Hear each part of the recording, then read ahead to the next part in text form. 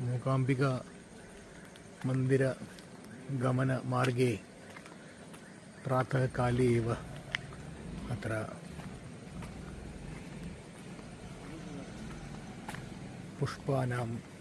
पुष्पहाराणां क्रयविक्रयणं भवति।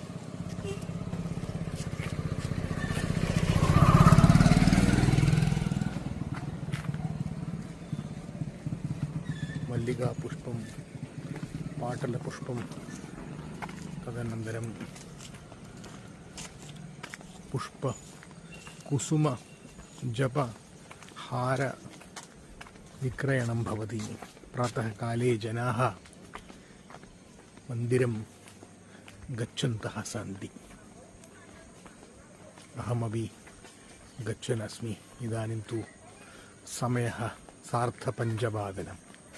अद्य दिनाङ्कः 16 मार्च् मासस्य 25अधिक-द्विसहस्रतमस्य वर्षस्य।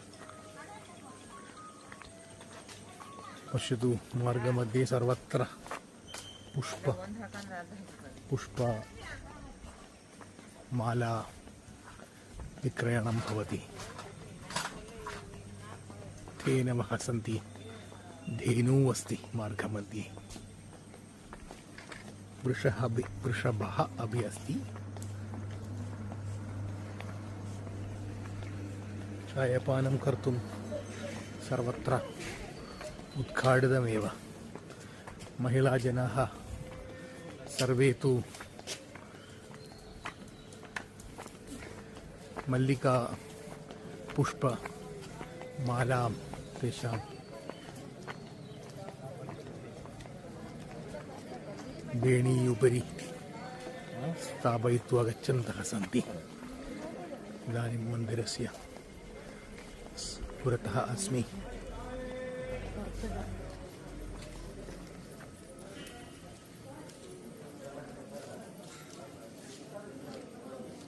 शान्तं शीतलकालावस्था एव। प्रातःकाले सम्मर्दः अपि न्यूनः भवति अस्मिन् समये।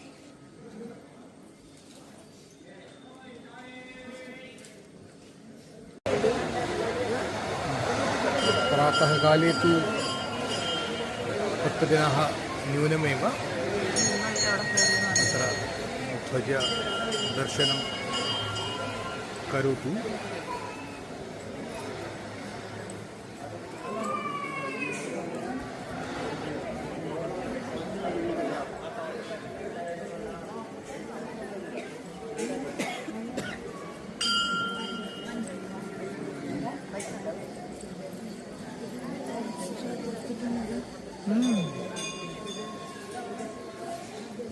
सरस्वती मण्डपस्य दृश्यं सुब्रह्मण्य मन्दिरमस्ति।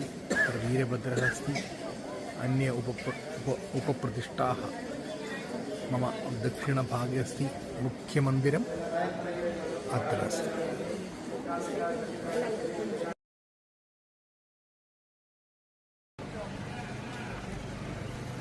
मूकाम्बिका मन्दिरस्य पुरतः स्थित्वा अहं प्रातःकालस्य दृश्यानि दर्शयामि। मन्दिरस्य मुख्यकवाटमस्ति। अत्रैव श्री मूकाम्बिका मन्दिरं कोल्लूर् इति लिखितमस्ति। जनाः प्रातःकाले एव आगत्य दर्शनं कुर्वन्तः सन्ति। अत्र तु पश्यतु, कर्णाटकराज्यमेव, किन्तु सर्वत्र मलयाळभाषायाम् एव सर्वं लिखितवन्तः। कन्नडभाषायाम् अपि अस्ति, आङ्ग्लभाषायां तु अपि अस्ति, किन्तु अधिकाः जनाः अत्र मलयाळभाषाजनाः एव भक्तजनानां रूपेण अत्र आगच्छन्ति। अतः प्रातःकाले एव अत्र प्रातःकाले एव सर्वत्र अत्र पुष्पमाला हारस्य विक्रयणं भवति.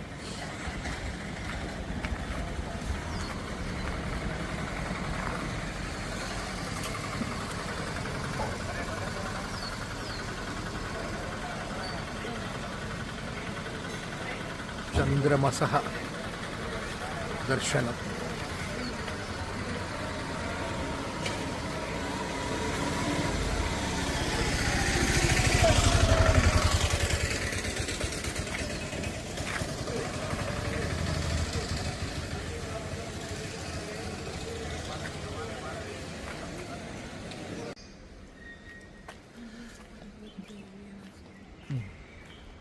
मन्दिरस्य अन्नप्रसादकेन्द्रं. तत्र मध्याह्नसमये रात्रौ भोजनं तु सर्वेषां कृते, सर्वेषां भक्तजनानां कृते निःशुल्करूपेण ददति. ह्यः अहं गत्वा मध्याह्नसमये भोजनं कृतवान् एव. बहु सम्यक् रीत्या एवं सर्वं स्वच्छमस्ति. तत्र डैनिङ्ग् हाल् अस्ति यत्र भोजनकार्यं भवति. तदनन्तरं तत्र प्रतीक्षां कर्तुमपि स्थानत्रयमस्ति यत्र उपविश्य जनाः भोजनाय प्रतीक्षां कर्तुं शक्नुवन्ति. 1929 वर्षे एव एतस्य भवनस्य निर्माणम् अभवत् इति अत्र लिखितं. पूर्वम् अपि आसीत्, किन्तु इदानीं तु नूतनमन्दिरं भवनम् एतदेव अन्नप्रसादमन्दिरम्. मन्दिरस्य समीपे एव चौडेश्वरी मातुः मन्दिरमस्ति.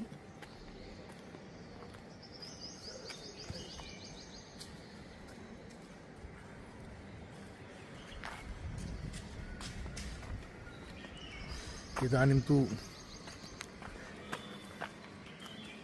अस्माकं निवासभवनमस्ति, ज्योतिस् रेसिडेन्सि. तत्र गन्तुं मार्गे अस्मि.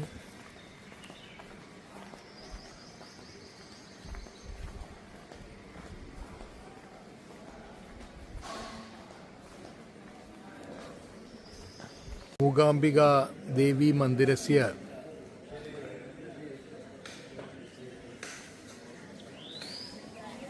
पूर्वदिशायां यत्र कवाडः अस्ति तत्र अस्मि अहं.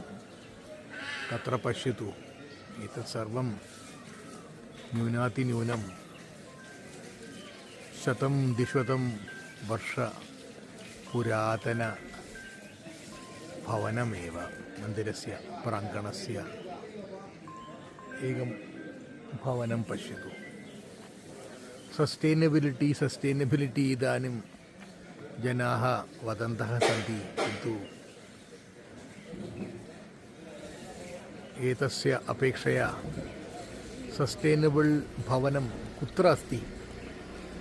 These are all 100 and 200-year-old buildings, more than that, with some minimum renovation done and some painting at the time of festival. That's it.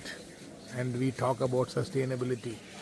Today's modern buildings are built with a lifespan of maximum 40 years, after which they are reconstructed. But these are all buildings which are 100 and 150 and 200 years old. So what more can be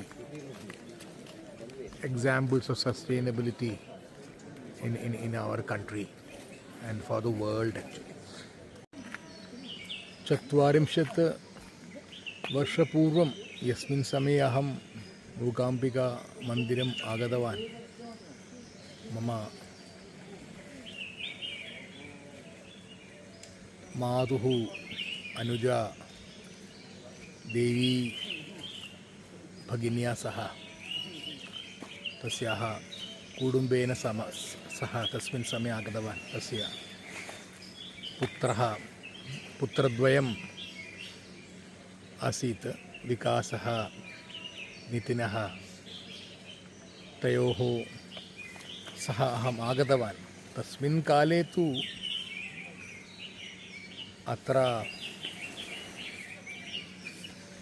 Sauparnika नदी आसीत् मन्दिरस्य समीपे, किन्तु अधुना तु मन्दिरस्य समीपे